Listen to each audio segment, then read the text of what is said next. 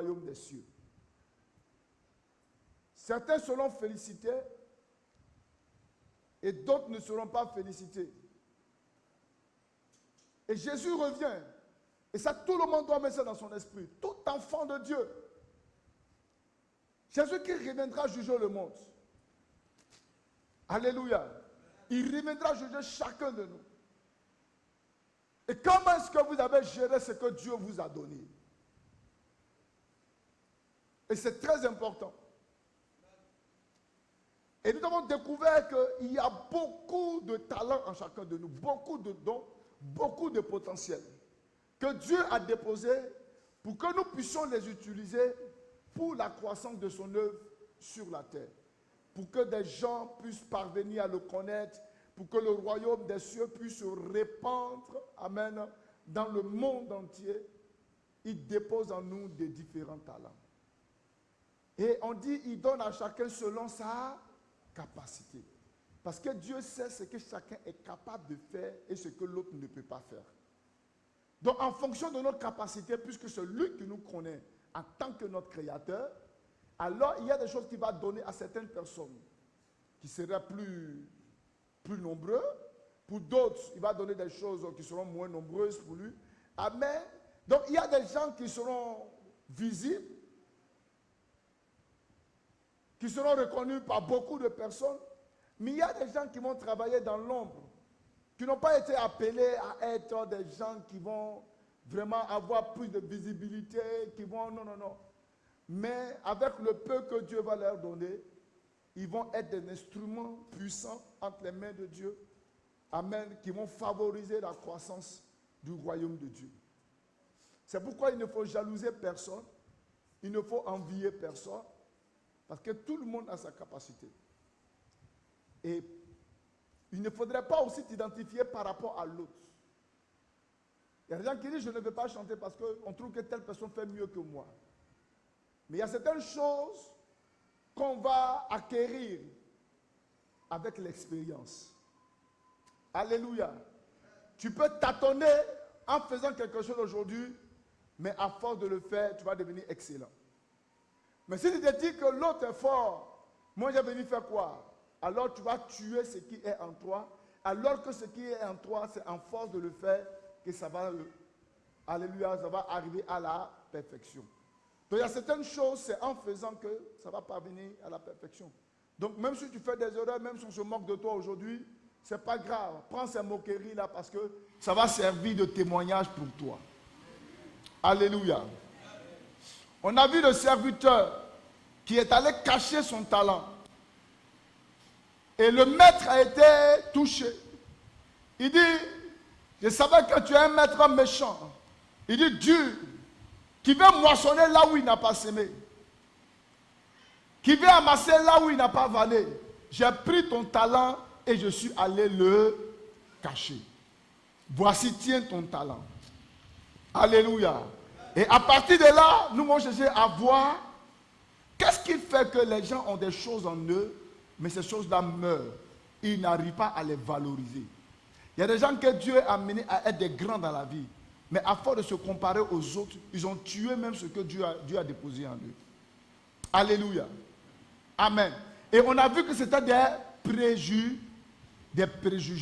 C'est-à-dire que des perceptions qu'on a de la vie, des perceptions qu'on a de soi-même, la mauvaise perception qu'on a des autres, ou même du système dans lequel on se trouve, peut faire qu'on puisse soit aller enterrer le peu que Dieu nous a donné. Ça fait que tu seras en retard, en arrière. Amen. Tu vas être un problème pour l'église. L'œuvre de Dieu va pas aller de l'avant. Et quand le Seigneur Jésus-Christ va venir, on va te rejeter. C'est ce qu'il faut éviter. Donc il faut user, il faut utiliser ce que Dieu te donne. Alléluia. Amen. Donc il faut éviter les raisonnements. Il faut éviter les mauvaises images que vous avez de vous. La mauvaise perception que vous avez des autres. Alléluia. Arrêtez de raisonner. Arrêtez de dire des choses pour vous, pour ne pas faire. Pour trouver des occasions pour éviter de faire certaines choses. Alléluia. Amen, amen. Si vous le faites, vous risquez de tuer le talent qui est en vous. Et on a dit à force de raisonner, on a vu beaucoup d'images, hein? On a vu avec Gédéon, on a vu avec Jérémie, où Dieu lui a dit, ne dis pas que tu es un enfant parce que je t'appelle pour aller rencontrer des nations. Mais si tu vas rencontrer des nations et puis toi-même tu vas te comporter comme un enfant, tu vas voir qu'on ne pourra pas accomplir la mission que je dois faire avec toi. Parce que tu raisonnes. Alléluia. On a vu Moïse. Moïse a tellement raisonné avec Dieu que Dieu était obligé d'envoyer Aaron pour l'aider dans le ministère. Gloire à Jésus. Alléluia. Donc, les raisonnements là vont créer en vous la peur. On a dit, les raisonnements peuvent créer, les préjugés peuvent créer trois choses en vous. La première, ça va créer la peur. Vous aurez peur d'aller de l'avant. Vous aurez peur d'avancer. Vous allez penser que celui qui est devant vous est plus fort que vous. La peur d'aller de l'avant. La peur de prendre des risques. La peur d'investir. Et si on fait que ça ne marche pas? Et si on fait que ça ne réussit pas? Des gens qui avancent toujours avec une mentalité de négativité. Ils vont avoir toujours peur d'aller plus loin. Parce qu'ils ont peur souvent du changement. Ils ont peur de ce que les gens vont dire. Qu'est-ce qu'ils vont dire de moi? Qu'est-ce que les gens vont raconter de moi? Mais laissez les gens même raconter ce qu'ils veulent raconter de vous. Qu'est-ce que vous allez faire dans la vie et les gens ne vont pas en parler? Alléluia. Donc la peur, c'est la peur qui a fait que les enfants d'Israël ne sont pas rentrés dans la terre promise. Ils ont vu les fils d'Anak, ils ont eu peur. Ils n'ont pas regardé au Dieu qui est avec eux, à celui qui a fendu la mer rouge, à celui qui leur a donné la victoire sur les Égyptiens. Mais ils ont regardé les fils d'Anak, ils ont eu peur. Et ça fait qu'ils ne sont pas rentrés dans la terre promise. Beaucoup n'entrent pas dans la promesse de Dieu pour leur vie à cause de la peur. La peur peut tuer. Alléluia, la peur peut tuer. Donc, à force de raisonner, de trouver toujours des arguments pour ne pas faire certaines choses, trouver toujours des arguments pour refuser de faire certaines choses, ça va semer en vous une certaine peur. Et la peur va vous amener à aller enterrer le peu de dons, le talent que Dieu vous a donné. Et je l'ai dit la dernière fois, que Dieu n'associe pas les gens peureux dans l'accomplissement de sa mission, de sa vision. Il a dit à Gédéon, ce peuple est trop nombreux. Il faut les diminuer. Le premier critère, il dit tous ceux qui ont peur, il faut les faire partir. Quand il a dit ça, la moitié du peuple, alléluia, est rentrée à la maison parce qu'ils avaient peur. Quand vous avez peur, vous allez manquer de certaines choses de votre vie. Alléluia. Souvent, vous allez penser que vous ne pouvez pas, mais alors que vous pouvez. La peur de vous approcher des gens, de leur parler de Jésus. Toutes ces choses-là vont constituer des barrières et vont vous amener à tuer ce que Dieu vous a donné. Et la deuxième chose, c'est le complexe d'infériorité. C'est le fait de voir que les uns ou même les autres sont plus supérieurs que vous et que vous n'êtes rien. Quand vous continuez d'avoir cette mauvaise image de vous comparer aux gens, en vous comparant aux gens, vous allez voir chaque fois que vous allez vous enfoncer. Dieu ne voit pas les choses comme les hommes le voient. Et nous l'avons vu. Il a dit, vous les hommes, vous regardez à ce qui frappe à l'œil. Mais moi, Dieu, je regarde au cœur. Le standard d'appréciation de la vie par les hommes, par les scientifiques ou par qui que ce soit, n'est pas le même standard d'appréciation de Dieu. Quelqu'un comprend ça? Alléluia. Amen, amen. Pour les gens, c'est celui qui est bien important, celui qui est bien riche, celui qui a tous les biens, celui qui est un grand homme. Mais Dieu ne voit pas ça de cette manière. Et je l'ai dit, c'est le complexe qui fait que les gens sont des femmes et deviennent des garçons deviennent des femmes. C'est le complexe. C'est le fait de refuser de s'accepter soi-même et de trouver que l'autre est comme des sexes opposés est encore mieux, est encore bien placé. D'autres disent, ah, Moussoum était une femme, ça me plaît. Moi-même, j'ai donné. En même temps, il commence à mettre les ongles. Il ne veut pas s'accepter. Il est complexé par le fait d'être un homme. Les gens sont complexés par leur teint, sont obligés de se dépigmenter pour avoir le teint. C'est le complexe qui fait ça. Le refus de s'accepter soi-même tel qu'on est. Alléluia. Va nous amener à aller faire d'autres choses que ce que Dieu ne nous a pas donné. Et le complexe d'infériorité va toujours vous rabaisser. Et va tuer en vous le don qui est en vous. Dieu vous a appelé tel que vous êtes. Il dit, parmi vous que j'ai appelé, il n'y a pas beaucoup de nobles, il n'y a pas beaucoup de sages selon le monde. Mais j'ai appelé les choses viles de ce monde pour confondre les sages. J'ai appelé ceux qui ne sont pas pour confondre ceux qui sont. afin qu'aucune créature ne se glorifie, alléluia, devant le Seigneur. Ça ne veut pas dire que tout ce que Dieu appelle, il appelle les malheureux, les pauvres, ceux qui ne sont rien. Parce que souvent, on a besoin de Joseph d'Arimathée. On appelait les pierres qui étaient des pécheurs. Alléluia. Mais le jour où il fallait enterrer Jésus, on avait besoin d'un tombeau VIP. Le tombeau VIP, là, vous n'allez pas trouver là chez Pierre, parce que Pierre lui-même, il est dans la galère, il est pécheur. Alléluia. Mais il y avait des disciples qu'on ne voyait pas, mais ce sont des disciples de Jésus. Ils n'étaient pas parmi les 12, mais ils suivaient Jésus-Christ dans toutes choses. Et quand le moment arrivait, il fallait donc un Joseph d'Arimathée venir dire, prends Jésus et aller l'enterrer aller mettre le corps dans un tombeau VIP. Parce que ce tombeau-là, ce n'est pas tout le monde qui a ça. Mais il faut les Joseph d'Arimathée. Donc dans l'église, c'est vrai que Dieu appelle les gens qui ne sont rien, qui n'ont rien pour les façonner, pour les établir. Mais souvent, il appelle aussi des grands. Alléluia. Comme nous, on nous a pris dans la galère, une galère, gadou, et puis la feuille quand on a donné quelque chose aujourd'hui. Alléluia. Amen. À nous mettre dans une certaine dimension aujourd'hui. Et je crois qu'il va continuer de le faire. Est-ce que vous comprenez? Mais aussi, il appelle des gens aussi qui viennent parce que l'église en a besoin. Quelqu'un est là?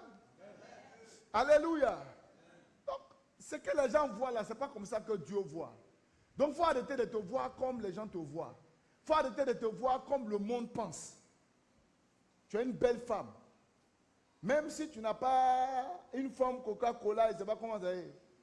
Mais la femme que tu as là, le mari qui a aimé, ça il va aimer. Ce n'est pas la peine d'aller prendre des piqûres pour augmenter tes fesses, augmenter tes seins, augmenter ton cou, augmenter tes joues, augmenter tes cuisses. Tu n'as pas besoin de ça. Alléluia. Souvent même d'autres sont minces à cause de la galère. Ah oui, oui. Moi, quand tu m'as vu me voyant avant André, un Éthiopien. J'étais comme un Éthiopien qui était quitté dans le désert. Alléluia. Mais pour manger, c'était tout un problème. C'était la galère, frère. Alléluia. Gloire à Jésus. Mais celui qui me voyait avant comme ça, comme un Éthiopien, quand on te dit même, ah, c'est la paix, va dire, qui a pris celui-là? Mais aujourd'hui, alléluia. Ce n'est pas ce que vous voyez avant qui est là. Est-ce que vous comprenez?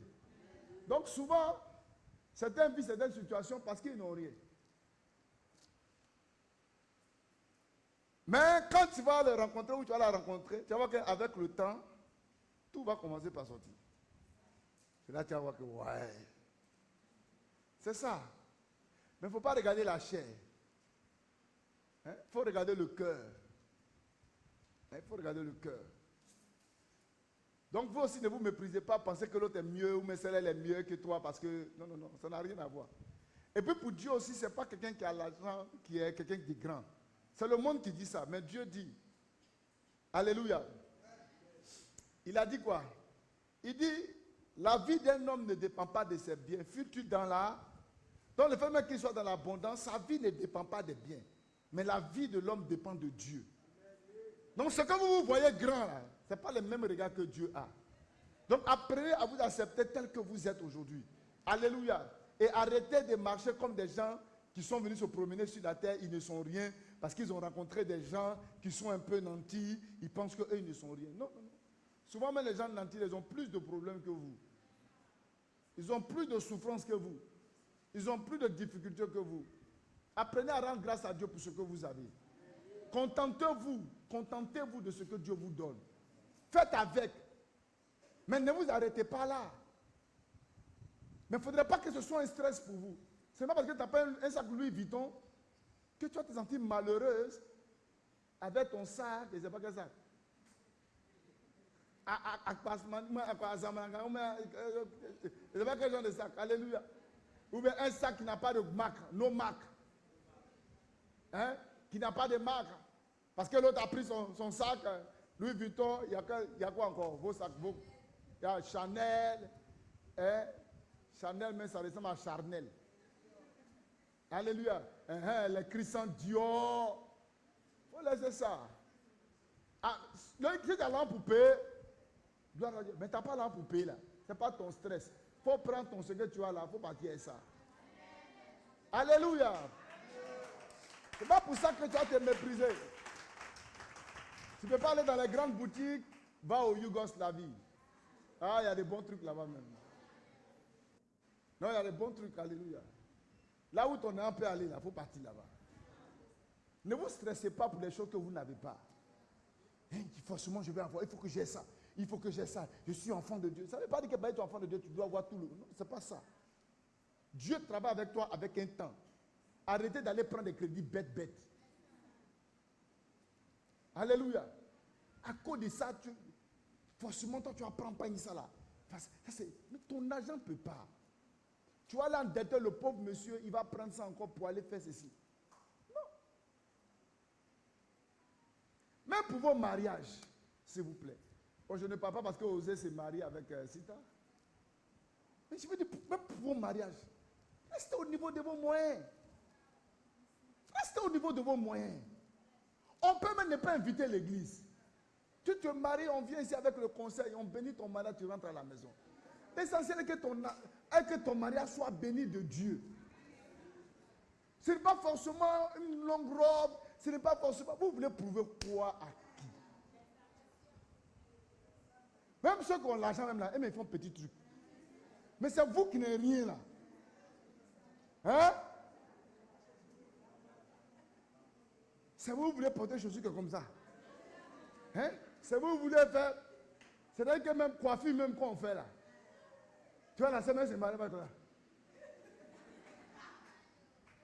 Et maintenant, tellement qu'ils ont pris tissage, ils ont rempli mèche, rempli, chargé sa tête. Il dit, elle est là. Fais bisous à ton mari. Hein.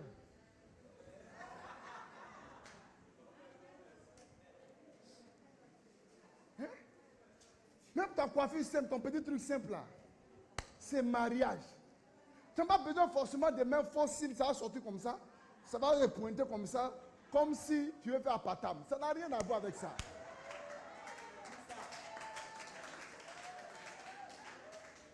Vous n'avez pas besoin.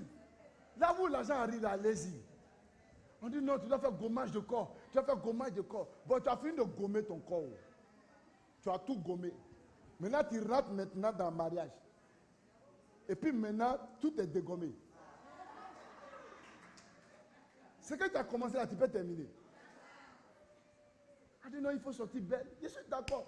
Mais souvent, le monsieur même, il ne t'a pas vu gomme. Il t'a vu comme ça. On peut faire un mariage, vous pouvez faire des take-away. Take-away avec sucrerie dedans, on finit, on partage à chacun son sachet. Il rentre chez lui.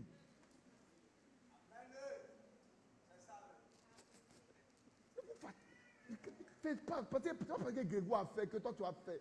Tu n'as rien à prouver. Après ça, là, vous devez manger. Après ça, vous devez vivre.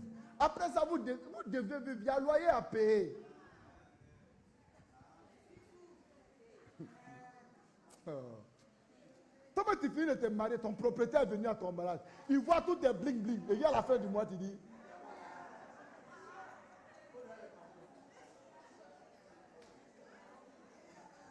Alléluia. Ton proprio arrive maintenant. C'est gâté sur toi. Tu as pris tout l'envers, yaya. Vous n'avez rien prouvé à quelqu'un. Soyez simple dans tout ce que vous faites. Soyez simple. Ce n'est pas concours, on n'est pas ici pour compétition. Ce n'est pas concours.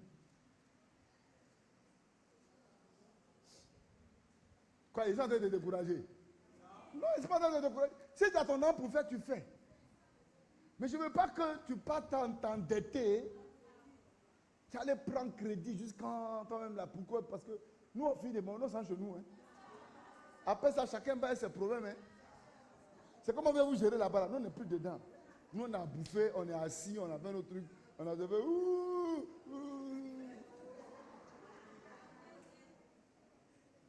On a sifflé, on a crié, on est content. Nous tous, on est contents, on a main. Après, face to face, chacun a face avec son propriétaire, avec ses trucs.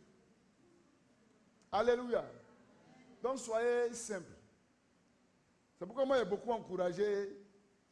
On fait d'autres un peu. On fait coco un peu. On fait d'autres un peu. Après on fait marier un peu.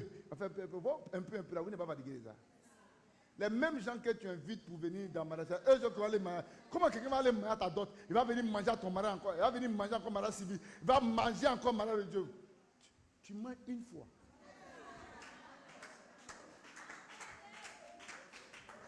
Tu manges une fois. Tu ne manges pas deux fois. Non, tu ne manges pas deux fois. Tu manges une fois. Une fois.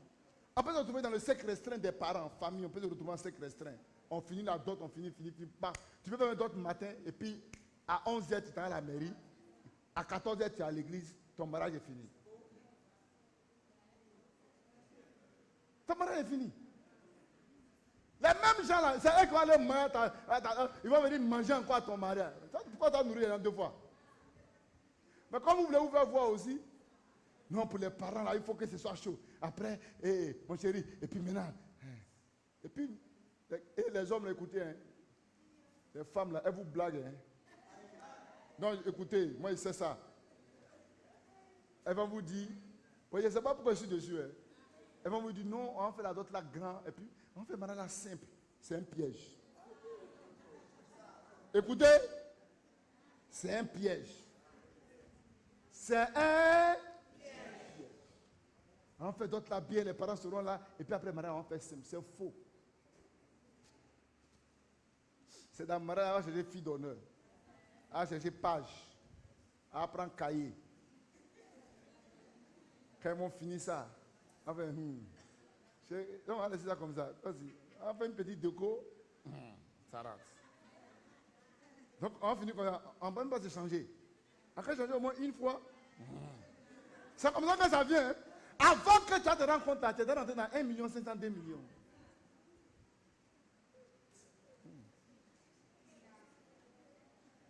Restez là. C'est pas comme ça qu'il va me voir et me dire, papa, on va faire un petit truc. Il dit, quittez là-bas. Donnez vos programmes de mariage, maintenant on va faire mariage. Votre petit truc là, je vous connais. Petit truc.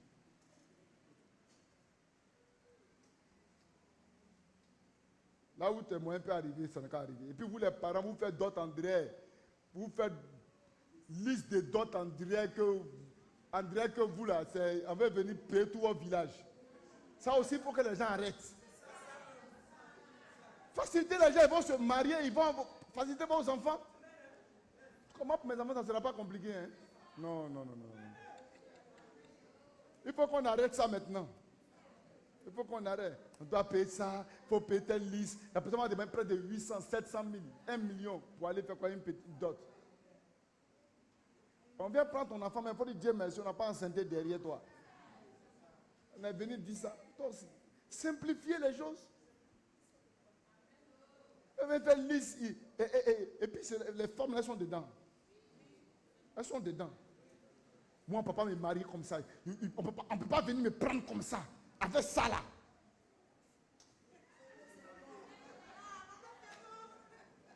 Hein? Non. Non, toi, tu vas venir me marier quand? Tu vas venir m'honorer. Tu vas venir me prendre. C'est quel honneur tu sais? C'est toi.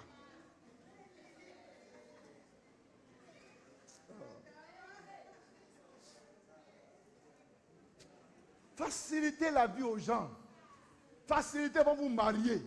C'est ça qui fait depuis qu'ils sont dans le concubinage, vous en faites 1, 2, 3, 4 enfants, 5 enfants, et puis ils sont assis encore. Ils sont assis. Parce que vous ne facilitez pas les choses. Vous allez soulever. Bon, ce n'est pas le mariage qui a commencé. Il faut que vous rentrez dans le truc du mariage. Mais il faut que la mentalité, il faut qu'on change un peu. Il faut qu'on change. Au village, on donne 2 bouteilles. Tu envoies 2 bouteilles de liqueur, prends femme là, tu es parti. C'est pourquoi si vous voulez aller marier votre femme au village, vous allez payer moins cher. C'est Abidjan qui a gâté. Hein? Même chez les autres ethnies pour lesquels on ne fait pas grand chose. Quand vous arrivez chez les BT, BT c'est quoi? Mais c'est rien. Si tu as donné peut-être un habit pour le papa, mais c'est pas. C'est des petits trucs simples. Mais aujourd'hui, dans des BT, on dit ce qu'ils ont fait à nos frères là, on ne va pas les rater ici. Donc eux, c'est vengeance. Vengeance de leurs frères qui devaient aller se marier. Et puis il a payé plein de pailles là.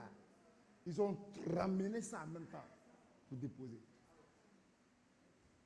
Sinon, des bouteilles de liqueur, tu mets des petits trucs. Entendre ça, c'est fini. Mais nous là, tout est dit, allez marier au village, allez au village. Allez au village. Quand j'ai un frère qui allait marier d'abord au village, une fille baoulée, il n'a même pas dépensé 50 000. J'ai dit, mon frère, Dieu merci. Donc maintenant, au village. On dit pas, viens voir ton oncle au village. Parce qu'Abidjan est trop gâté. Abidjan est gâté. Alléluia. Que Dieu te bénisse. Et la troisième chose, le temps est parti. Hein? Alléluia. Gloire à Jésus. Mais c'est le premier dimanche. Vous connaissez le premier dimanche. Voilà. La troisième, c'est la timidité.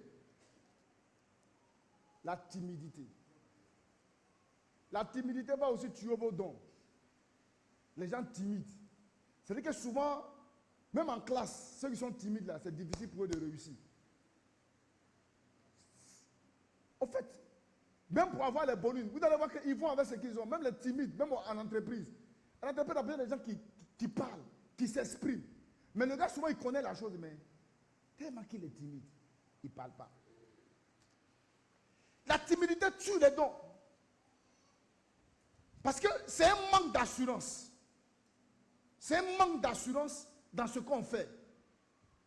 Et le fait de manquer d'assurance dans ce qu'on fait va faire que votre don va mourir.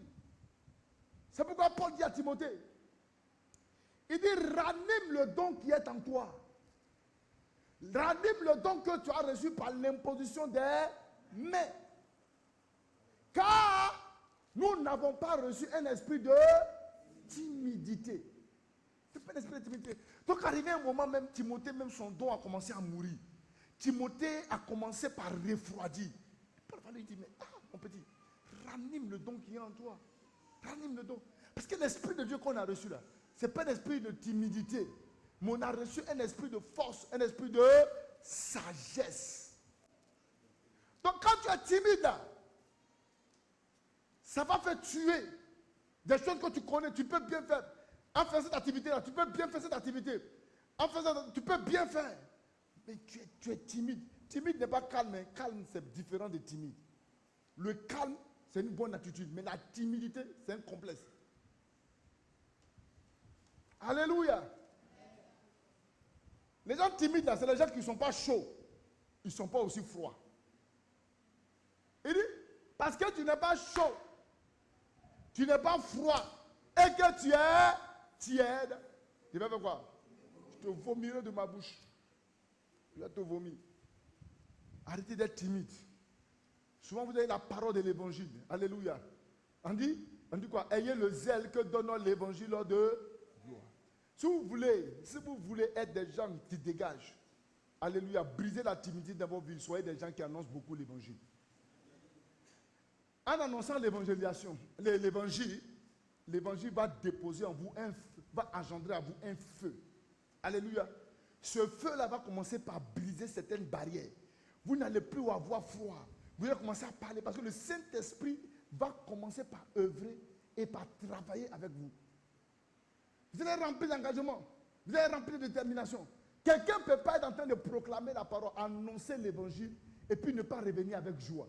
Il revient toujours avec joie. Parce qu'il voit la main de Dieu agir à travers sa vie. Il voit des vies fortifiées. Il voit des âmes consolées. Il voit des malades guéris. C'est pourquoi les disciples pouvaient venir. Nous avons vu comment dire, les malades nous sont soumis. Et les démons nous sont soumis. Les malades sont guéris. Alléluia. Pourquoi? Parce qu'ils étaient allés à l'évangélisation. Si vous êtes des gens qui êtes timides, levez-vous, allez chercher quelqu'un. Ça sera compliqué, mais parlez-lui de Jésus. Commencez par parler. Les mots vont venir. Quand les mots vont venir, prends une deuxième personne, une troisième personne. Tu vas voir un feu va commencer par brûler en toi. Et quand ce feu va commencer par brûler en toi, arrivé un moment, tu peux aborder n'importe qui. Ça va tuer en toi la timidité. Alléluia. Ça va tuer en toi la timidité. Il faut que tu t'exprimes. Il faut faire sortir ce qui est en toi. Et puis n'aie pas peur, n'aie pas honte de dire ce que tu as dit. Même Abraham qui a parlé ici avec son français, vous n'avez pas compris? Alors vous n'avez pas compris? Alléluia. Mais c'est quelqu'un qui n'est pas timide. Malgré l'handicap peut-être qu'il a. au niveau comment dirais-je, du français, mais c'est quelqu'un qui est poignant. Vous savez qu'avec ça, il gagne des âmes. Alléluia. À travers ça, les âmes sont converties. À travers ça, il gagne des marchés. Il n'a pas peur de parler au patron. Il n'a pas peur de lui dire son prix. Maman, l'argent là. Mais le gars, il comprend que c'est son argent. L'essentiel, c'est son âme qui veut. Et c'est un frère que j'aime. C'est vraiment qui m'a côtoyé, mais il est une bénédiction pour moi. Alléluia. Gloire à Jésus. Ce que vous avez en vous là, dégagez. Faites sortir ça. Faites sortir.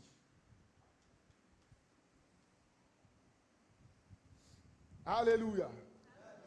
Quelqu'un est là.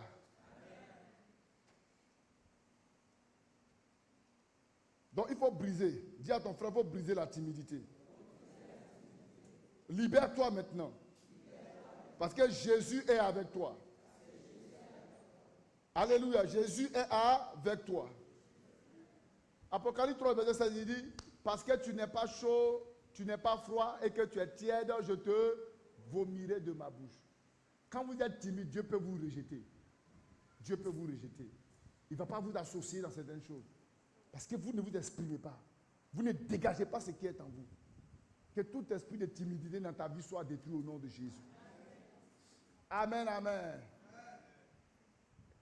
Et maintenant, nous allons voir, mais je vais donner juste l'introduction.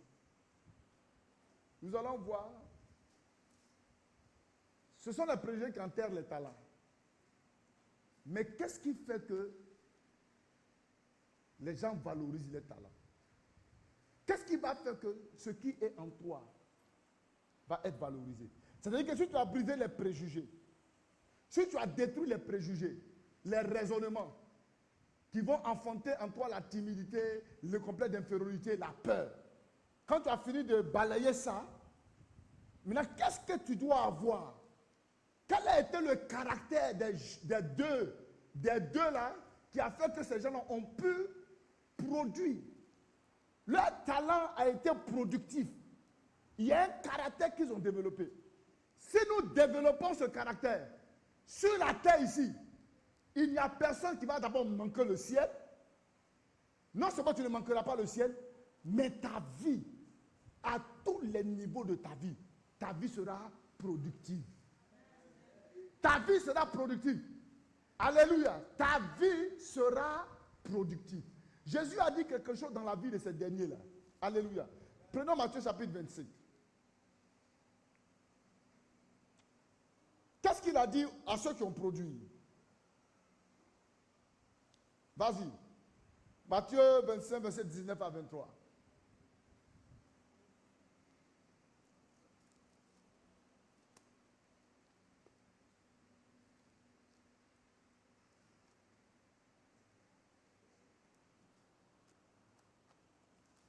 Matthieu 25, verset 19 à 23.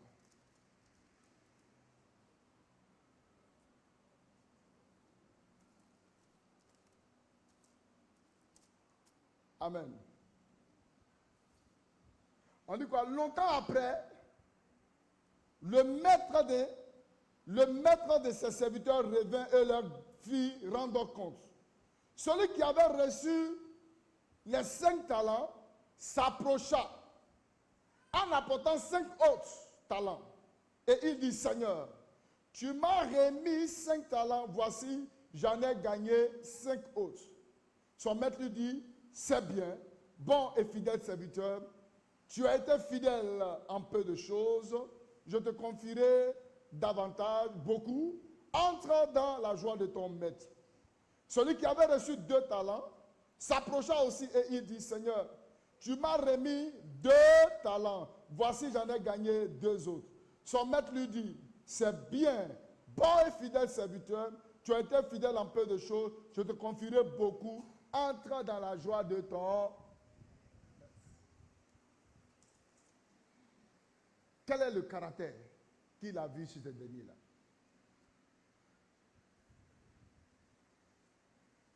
Alléluia. Mhm.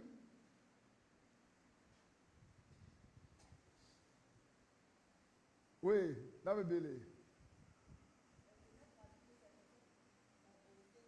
Ont osé.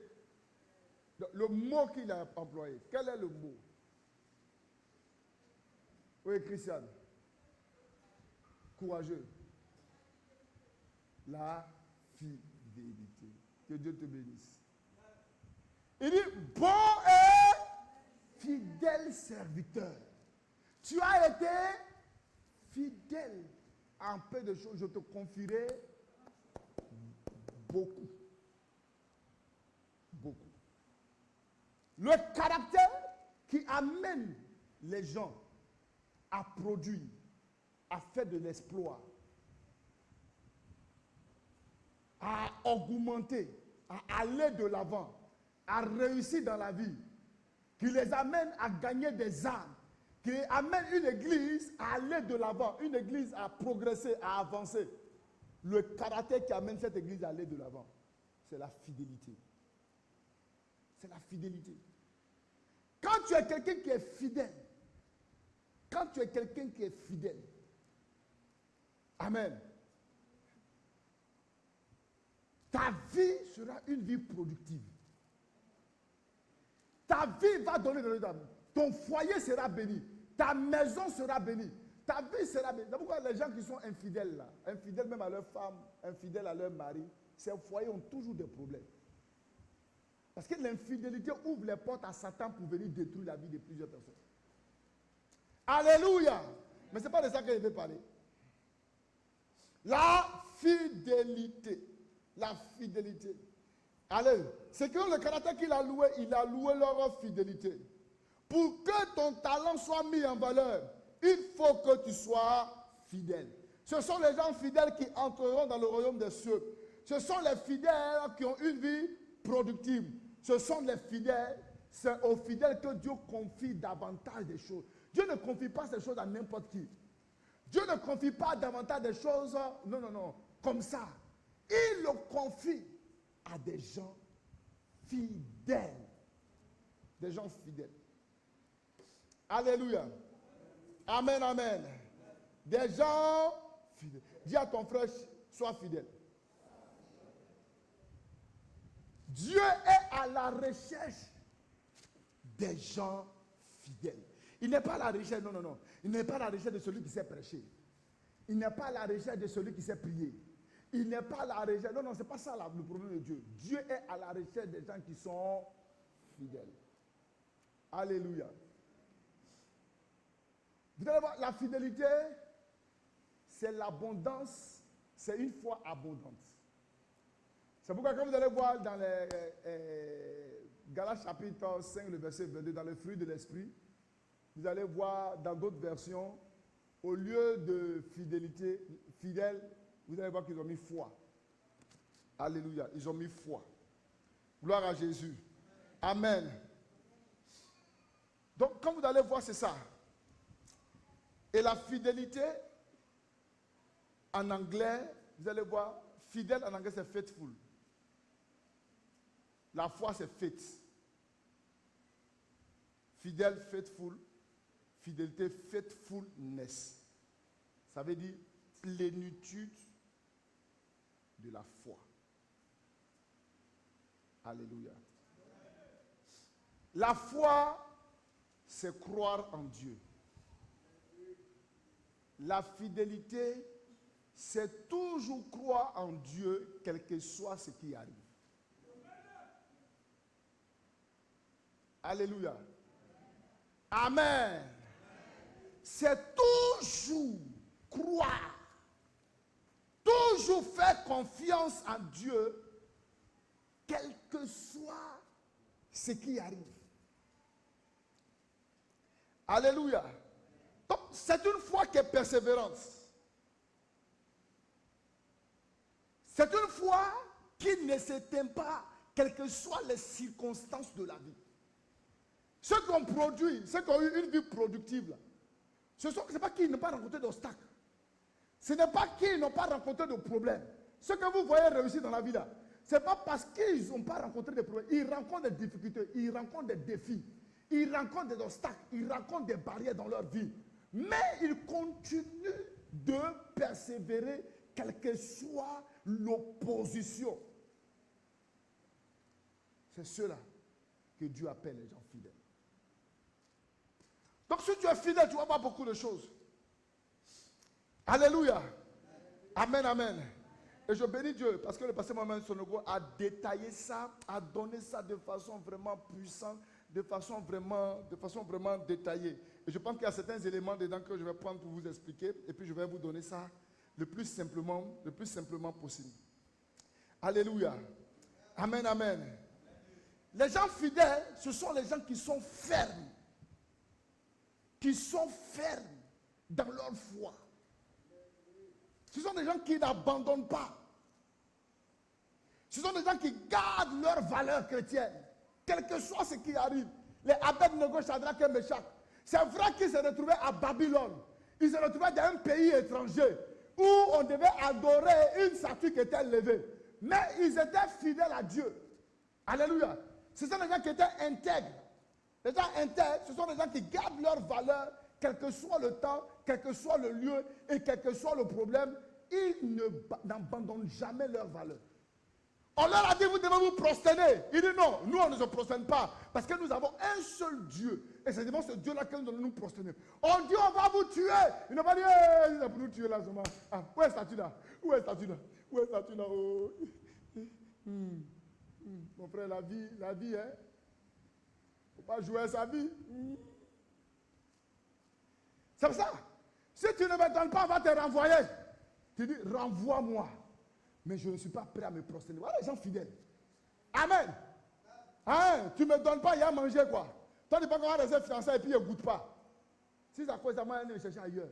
Mon frère, va te chercher ailleurs. Mais ça là, tu ne goûteras pas tant que tu ne m'as pas marié. Dieu est à la recherche des gens. Le problème de l'église, on n'a pas de gens fidèles. On n'a pas de gens fidèles. Le patron est là, si lui. Il dit, on prend un peu de champagne. Non, patron. Je prends. Nous sommes là, parmi nous les boss. Ça fait quoi? Et puis ils sont venus parler d'un marché. Seigneur. Ça, il prend ça avec action de grâce, hein, sinon moi-même, mon cœur. Tu n'es pas fidèle. Écoutez, tu n'es pas fidèle. Les gens fidèles, là, ce sont les gens, quelles que soient les circonstances, quel que soit le défi, quel que soit le problème, quel que soit l'obstacle. Il dit, moi, je n'abandonnerai pas. Je crois toujours et je continuerai de croire, quel que soit ce qui arrive. Ce sont les gens-là qui produisent du fruit. Ce sont les gens-là qui mettent les talents en valeur. C'est pas quand j'arrive à l'évangélisation, on les a frappés 2 fois et dit, ah, fais l'évangélisation, normalement, ils n'évangélisent plus de. Parce que l'évangélisation, tu veux, puis on crie sur toi. Non. Je suis prêt à ce qu'on crie sur moi. Quand je tentais l'évangéliser, je ne sais pas, j'étais avec qui. On était en train d'évangéliser en plein air. Et puis, il y a un gars qui est venu nous menacer. Il dit, vous là, allez maintenant là, vous allez voir. C'est ta maison, maman, je suis derrière ta fenêtre, il y a bien baffe là. Alléluia. Gloire à Jésus. Nous devons rester fermes. Les gens fidèles, ce sont les gens qui sont fermes. Et c'est des gens comme ça que Dieu cherche. Ce sont des gens comme ça. Ce n'est pas les qualités des gens, ce n'est pas les gens qui savent diriger. Ce n'est pas les gens qui sont. Non, ce n'est pas les gens qui savent prier. C'est pas, ta fidélité là, ce n'est pas prier. C'est vrai que tu as prié. Mais est-ce que tu vas continuer de prier, quel que soit ce qui arrive? C'est là où tu deviens fidèle. Non, je ne sais pas si on se comprend. Alléluia. Je prie. Mais quel que soit ce qui arrive, je continue de prier. Les gens fidèles là, quand tu arrives chez eux, on connaît leurs heures de prière. Souvent même les voisins disent que celle à cette heure-là, tu ne peux pas la trouver parce qu'elle est en train de prier. C'est-à-dire que les gens finissent par connaître ton programme même de prière. Pourquoi? Parce que c'est devenu pour toi une coutume. C'est ça, les gens fidèles. Est-ce que Dieu peut trouver des fidèles ici? Aïe, aïe, aïe, aïe, aïe, aïe, aïe. Bon, on va rentrer dans les détails avec les petites choses, on va voir. Alléluia. Gloire à Jésus. Alléluia. Être fidèle, c'est être loyal. Être fidèle, c'est être fiable. Est-ce que tu es fiable? Les gens qui ne sont pas fidèles ne sont pas des gens fiables. Alléluia. Est-ce que tu es fiable? Les gens fidèles, ce sont les gens qui sont dignes de confiance. Dieu a confiance en eux et il peut leur confier de grandes choses. Est-ce que Dieu peut te faire confiance? Il peut te faire confiance pour te donner beaucoup d'argent. Hein? Alléluia. Ton amen a disparu. 1 Corinthiens chapitre 4, le verset 2. 1 Corinthiens 4, le verset 2 dit quoi?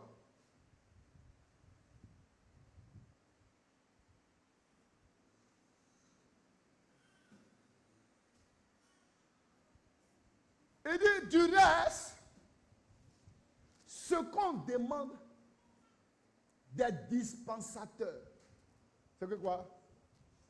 C'est que chacun soit trouvé. Chacun soit trouvé. C'est qu'on te demande à toi.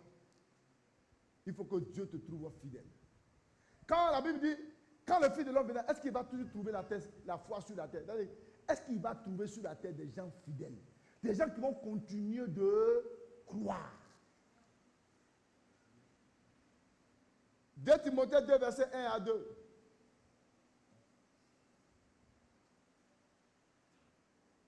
Il dit, toi donc mon enfant, fortifie-toi dans la grâce qui est en Jésus. Et ce que tu as entendu de moi en présence de beaucoup de témoins, confie-le à des hommes fidèles, qui soient capables eux aussi de l'enseigner aussi à d'autres. Il faut les confier à des gens fidèles. On ne confie pas ça. On ne confie pas à n'importe qui. Non, on ne confie pas à n'importe qui. Même dans une église, le choix d'un homme de Dieu va toujours se porter sur les gens fidèles. Même quand il veut confier certaines tâches à certaines personnes, il va toujours le confier à des gens qui sont fidèles. Des gens qui sont fidèles. Termine avec ce verset. Je ne vais pas le commenter aujourd'hui. Proverbe 20, verset 6. Il dit, beaucoup de gens proclament leur bonté, mais un homme fidèle qui le trouvera. Beaucoup vont dire, non, moi je suis bien, moi je prêche, moi je dirige, moi je fais ceci, moi je balaye l'église, moi je fais tout. Ok. On dit, les gens vont proclamer quoi? Leur bonté, ils vont proclamer leur savoir-faire, ils vont montrer leurs qualités. Tu peux avoir des qualités, tu peux avoir des savoir-faire, mais ne pas être fidèle. Dieu dit, c'est qui il recherche dans ces gens fidèles. Il dit, les hommes fidèles, qui va les trouver? Pourquoi? Parce que la fidélité, c'est un caractère qui est rare dans la vie des gens. Très rare. Souvent difficile à trouver. Vous allez trouver des gens qui sont bien, qui font tout, ils chantent bien, ils dirigent, ils font tout. Mais est-ce que tu vas toujours le trouver à son poste en train de faire? Le gars, il prie bien. Mais est-ce que, c'est vrai qu'il prie bien, mais est-ce que chaque fois qu'on aura des programmes de prière, là, est-ce que tu vas toujours le trouver à sa place en train de prier? C'est là où la fidélité devient rare. Alléluia! La personne est sur le temple. Mais est-ce que toujours on va venir le trouver ou me la trouver en train de suer les temples? On va dire, ah, toujours c'est moi qui suis, toujours c'est moi qui suis. Les autres sont assis à la maison chez eux là-bas. Et puis chaque fois, c'est moi qui vais venir, ils vont salir le temple là. Quand ils disent ça là, tu n'es pas fidèle. Tu n'es pas fidèle. Parce que si toi, ton action que tu mènes, c'est en fonction des autres, tu n'es pas fidèle. On doit toujours te trouver à ton poste en train de faire toujours ce que tu as l'habitude de faire. Quand tu regardes ça là, est-ce que tu es sûr que tu pourras mettre ton talent en valeur?